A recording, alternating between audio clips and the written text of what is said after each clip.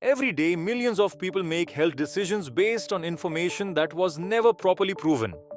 Headlines, influencers, government guidelines, most of it never challenged, never updated, never corrected. I'm a medical doctor. And this channel exists for one reason, to show you what the science actually says. So let's get into initial topic on this channel today. For nearly half a century, doctors told us the same thing. Eat less fat, switch to low-fat milk, choose the fat-free yogurt, cut the butter, skip the egg yolks, and definitely don't touch red meat. The logic seemed obvious. You eat fat, you get fat. There was just one problem. While Americans were cutting fat out of their diet at historic rates, obesity rates tripled. Heart disease didn't go away. Diabetes exploded. So what went wrong? In this video, I am going to show you the actual science behind dietary fat, who told us fat was dangerous, why they were wrong, and what your body is actually doing with the fat you eat. I'm a medical doctor, and this is the real science. The Fat is Bad story starts with one man, Ancel Keys. In 1958, Keys published what became one of the most influential nutrition studies in history, the 7 Countries Study. He looked at fat consumption and heart disease rates across 7 countries and found a striking pattern. Countries that ate more saturated fat had more heart disease. Case closed, right? Not quite. Here's what was left out of the textbooks. Keys originally had data from 22 countries. But when you plot all 22, the correlation nearly disappears. He selected the 7 countries that best fit his hypothesis and excluded the rest. This is called cherry picking, and in modern research, it would get a study retracted. But in 1977, before anyone had seriously challenged Keys, the US Senate published its dietary goals, recommending all Americans reduce fat intake. The food industry responded immediately. Low-fat products flooded supermarkets. And to make low-fat food taste like food, manufacturers added something else: sugar. Lots and lots of sugar. Before we go further, let's talk about what fat actually does, because your body absolutely needs it. First, your brain. 60% of your brain is fat. The myelin sheaths that wrap your nerve fibers and allow electrical signals to travel fast, made of fat. Second, hormones. Testosterone, estrogen, cortisol, all steroid hormones, are synthesized from cholesterol, which is a type of fat. Third, every single cell in your body has a membrane. That membrane is a phospholipid bilayer, made of fat. And finally, vitamins A, D, E, and K, the fat-soluble vitamins, cannot be absorbed without dietary fat.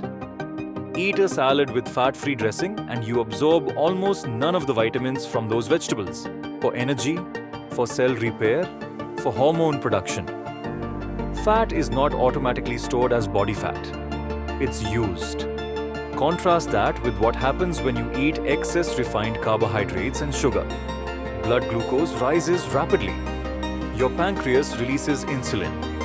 Insulin's job is to get glucose out of the blood and into cells.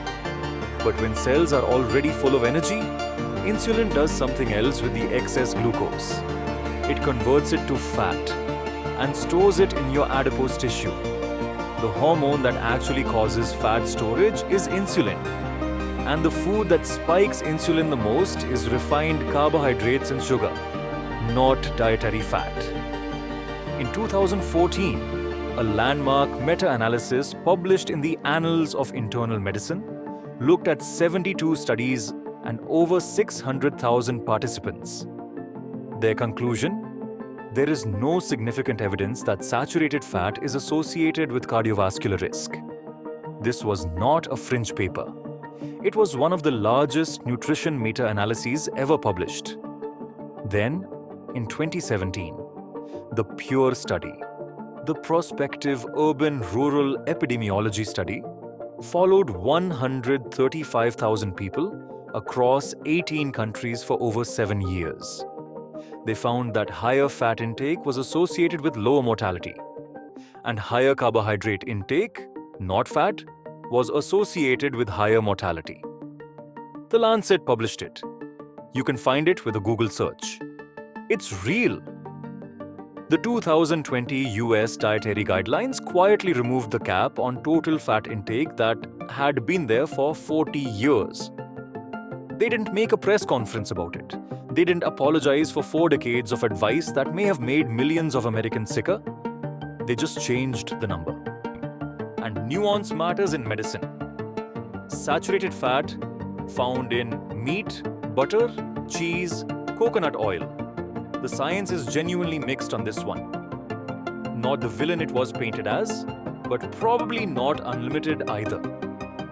Monounsaturated fat, olive oil, avocados, most nuts. Consistently associated with good cardiovascular outcomes. The Mediterranean diet is built on this. Polyunsaturated fat, omega-3s from fatty fish and flaxseed, omega-6s from seed oils. Omega-3s have strong evidence for cardiovascular protection. Industrial seed oils high in omega-6, more debated. Trans fats, artificial trans fats from partially hydrogenated oils. These are genuinely harmful. They raise LDL, lower HDL, and increase inflammation. The FDA banned them in 2018. If there's one fat you should actually avoid, it's this one.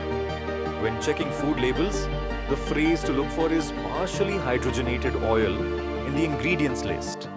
That's where trans fat hides, even when the label says 0 grams. So let me give you what the science actually supports, not the 1977 guidelines, the current evidence. 1. Whole food fats, eggs, fish, nuts, olive oil, avocado are not harmful and are likely beneficial. 2. The primary driver of fat storage in most people is excess refined carbohydrates and sugar, not dietary fat. 3. Low-fat processed foods often replace fat with sugar, making them metabolically worse than the original product. 4. There is no strong evidence that reducing total fat intake reduces heart disease risk in healthy people. The irony of the low-fat era is that in trying to prevent heart disease, we may have fueled an obesity and diabetes epidemic instead. The lesson isn't that fat is good and carbs are bad. Human metabolism is far more complex than that. The lesson is that nutrition science moved fast, government guidelines moved with it, and the food industry profited, all before anyone properly checked the original evidence. If you found this useful, the next video covers something just as important. Why your doctor might be wrong about cholesterol, and what LDL particle size actually means for your heart risk. Subscribe so you don't miss it. And if you have a medical myth you want debunked, drop it in the comments. I read everyone. This is medical myth busting. See you in the next one.